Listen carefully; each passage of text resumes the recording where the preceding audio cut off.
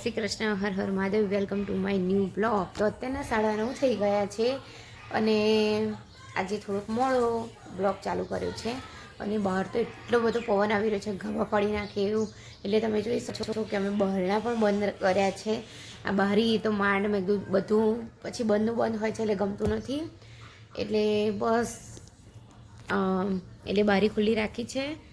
અને તન્મય અત્યારે નાસ્તો કરવા બેઠો છે, કેમ કે આજે મેં એની માટે મસાલાવાળા ઢેબરા નથી બનાવી દીધા. એટલે કાલે જે ખીરું ભજીયા બનાવ્યા હતા એનું ખીરું પડ્યું હતું થોડાક, તો મેં કીધું ચાલ હું તને ભજીયા ઉતારી દઉં. તો અત્યારે એ ભજીયાનો નાસ્તો કરી રહ્યો છે અને એન્જોય કરી રહ્યો છે. ભજીયાને બહુ ભાવે છે. તો બસ અત્યારે તો શાક વઘાર્યું છે એટલે હું થોડીક વારમાં હું રોટલી પણ બનાવી દઈશ.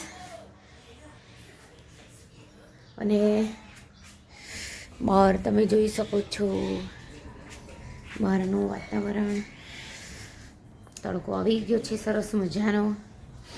હા, બહુ જ પવન એટલો બધો છે કે બહાર નીકળવાનું પણ મન થતું નથી. આજે તો બધું પહેરી જ રાખવાનું મન થાય છે. અને કપડાં તો વોશિંગ મશીનમાં ફરી રહ્યા છે. હવે બસ થોડીક વારમાં એ સુકવવા પણ જવું પડશે. અને શાક થઈ ગયું, શાક મૂકી દીધું છે. ઓ તન્મય પણ હે તન્મય ઓકે. તો અહીંયા હું પણ મેં કીધું ચાલો થોડા ઘણા ભજીયા હું પણ ખાઈ લઉં. તો અહીંયા જોઈ શકો ચટણી બનાવી દીધી છે અને ભજીયા બસ મારે બહુ નથી ખાવા એટલે 4 જ લીધા છે. અને તન્મય તો સરસ પેટ ભરીને ખાઈ લીધું છે. અહીંયા જોઈ શકો છો કે બટેકાનું શાક પણ તૈયાર થઈ ગયું છે, ઠંડુ કરવા મૂકી દીધું છે મેં. અને રોટલી પણ થઈ ગઈ છે તન્મય માટે. બહાર તો જો આ પગ પથ્થર એટલા ઠંડા થઈ ગયા છે કે ચપ્પલ વગર તો ચાલવાનું ગમતું નથી, એટલા ઠંડા થઈ ગયા છે પથ્થર. તો હવે ચલો વોશિંગ મશીનમાં કપડાં થઈ ગયા છે તો હું કપડાં સૂકવી દઉં. પછી ચા પાણીના વાસણ પણ બાકી છે તો તે પણ કરી લઈશ. અને આવી ગઈ છું ઉપર કપડાં સુકવવા માટે. તો નીચે અહીંયા જોઈ શકો છો જો રાજુ તાપમાં ઊંઘ્યું છે, રાજુ. અને સરસ મજાનું વાતાવરણ પણ થઈ ગયું. પક્ષીઓ કેટલા સરસ મજાના વિહાર કરી રહ્યા છે આકાશમાં, જોઈ શકો છો. આજે વાંદરા નથી આવ્યા, કાલે બધા બહુ જ વાંદરા આવ્યા હતા, આજે નથી આવ્યા. અને સામે જોઈ શકો છો કે મારા પ્લાન્ટ્સ પણ અહીંયા મૂકેલા છે, જોઈ શકો છો ત્યાં પણ. તો જો અત્યારે મારે બધું કામ પૂરું થઈ ગયું છે અને અહીંયા હું લઈને બેસી ગઈ છું તુવેર. કાલે વટાણા ફોલ્યા હતા અને બીજી ભાજી મેથીની ભાજી હતી અને પાલક સમારી હતી. તો એટલામાં તો પછી ટાઈમ થઈ જાય રસોઈ કરવાનો, આ તે બધું હોય છે. એટલે અત્યારે તો મેં કીધું ચલો, રાત્રે તો મેં વટાણા ફોલી નાખ્યા હતા. હવે અત્યારે જો સરસ મજાની તુવેરો છે તો આપણે એને હવે હું ફોલી કાઢું. જો અહીંયા જૈમિક આવી ગયો છે કોલેજથી. હાલો જૈમિક, બોલો. કાલથી બંધ થશે સારંગપુર બ્રિજ? એવું છે એમ? તો પછી ફરીને આવવાનું નહીં? ઓ છેલ્લો દિવસ 1.5-2 વર્ષ પછી જઈએ. 1.5 વર્ષ થશે એવું તો લખે છે. સારંગપુર બ્રિજ છે તોડવાનું કામકાજ કાલથી ચાલુ થશે. ઓકે, બોલો બીજું શું ચાલે છે? બસ શાંતિ. ઓકે, ભૂખ લાગી છે ને? ચાલો જમી લઈશું હવે. રોટલી બનાવીને બાકી છે. હું તુવેર ફોલવા બેઠી હતી. જો તુવેરને હવે ગાયને બહાર નાખવા જવાનું છે તો નાખી આવું, પણ ઘડી કાઢી પડી. મેં કીધું થોડું કાઢું પડું. ચલો જૈમિક આવી ગયો છે, હવે અમે રોટલી બનાવી પણ દઈશું અને જમી લઈએ. તો જો અત્યારે જમી કરીને હું બહાર બેઠી છું તડકામાં અને જૈમિક અંદર છે. તો અહીંયા જોઈ શકો છો રાજુ પણ સૂઈ ગયું છે. 2 વાગ્યા સુધી હોય છે તડકો, પછી જતો રહે છે. તો એવું છે. આજની તારીખ 1/1/2025 વર્ષ ચાલુ થઈ ગયું છે. બહુ જ સારું બધાને જાય, બધાને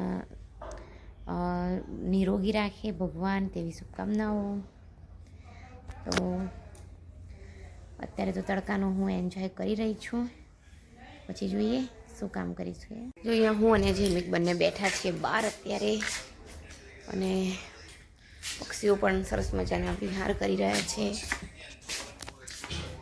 આજે સ્પેશિયલ દિવસ છે, અને એ છે કે આજે અમારી ચેનલને ફર્સ્ટ યર થઈ ગયું છે. તો ફર્સ્ટ યરમાં મારા એક્સપિરિયન્સ ઘણા બધા રહ્યા. આમાં કેવું છે, યુટ્યુબમાં કામ કરવું હોય તો રેગ્યુલર મૂકવું પડે. તો પહેલાં તો મને આવડતું જ નહોતું કે હું શું કરું શું નહીં. બસ વિડીયો કરીને પછી મૂકી દેતી હતી. થંબલ કરું, પછી એનું ટાઇટલ ડિસ્ક્રિપ્શન લખું, એ પણ મને નહોતું આવડતું. તો હવે એ પણ આવડી ગયું છે. અને હમણાં જે યુટ્યુબવાળાનો મેલ આવ્યો કે તમારી ચેનલને ફર્સ્ટ યર થઈ ગયા છે, તો તમે હજી વધારે કરો. એ મને એમ કહે છે કે સારું છે તમારું કામ એમ.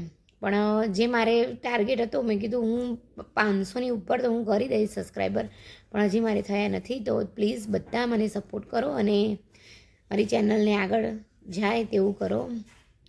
તો તમને મારી ચેનલ ગમતી હોય, બ્લોગ જોવા ગમતા હોય મારા, તો ફ્રેન્ડ્સ ગ્રુપમાં, રિલેટિવ્સમાં બધાને શેર કરો અને બધાને સબસ્ક્રાઈબ કરવાનું કહો. પછી બસ બીજું કંઈ નહીં, નવી કંઈક રેસીપી હોય તો હું તમારા બધા સાથે શેર કરું છું. તો હવે અત્યારે તમારે બાજરીનું દહીણું કરવાનું છે. તો બાજરીનું દહીણું કરીને ઘંટી ચાલુ કરી દો ઉપર જઈને.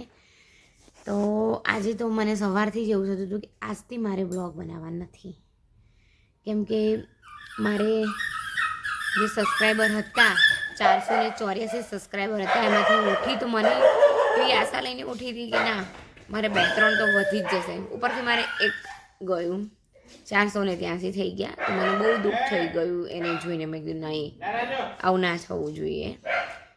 તો કંઈ નહીં, આવું તો હવે ચાલ્યા જ કરશે. અને હજી પણ વધારે હું વિડીયોમાં કરું એ પણ હું શીખવાનું ટ્રાય કરી રહી છું. પણ પ્રોપરલી મને કોઈ શીખવાડવાવાળું છે નહીં. છોકરાઓ ભણે છે એટલે હું એ લોકોને કંઈ કહેતી નથી અત્યારે. હું મારી જાતે જ યુટ્યુબમાં વિડીયો આવતા હોય એમાંથી જોઈને બધું શીખીને મારી ચેનલનો બધું હું કરી રહી છું. તો બસ આજ કહેવાનું હતું કે આજે મારી ચેનલનો ફર્સ્ટ બર્થડે છે. તો please like, share and subscribe. તો ચલો હવે દહીણું કરી દઈશું. અને પવન હોવાના લીધે બહુ જ ગરમી લાગી રહી છે. અને જો હજી તો માથું પણ ઓળવાનું બાકી છે. બહાર બેઠી હતી તડકામાં ઉઠીને. તો બધું ચલો પહેલાં તમારા બધા સાથે વાત કરી લઉં. અને હું લાઈવ પણ હમણાં આવી હતી, તો તે પણ જોઈ લેજો. અને please like, share and subscribe.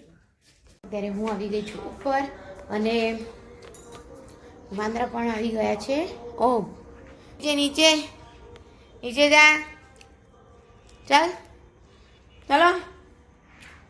તો જોઈ શકો છો કે દળાઈ ગયું છે. મેં ઘંટી સાફ કરવાની છે. અને આપણા પ્લાન્ટ્સ પણ જોઈ શકો છો.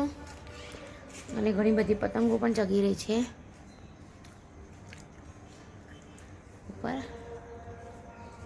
ના જો પાછું ઉતાર, નીચે ઉતાર. તો બસ વિડીયોને અહીંયા જ એન્ડ કરી રહ્યા છે. અને મારો વિડીયો ગમે લાઈક કરો, શેર કરો, સબસ્ક્રાઈબ કરો. Please support my channel.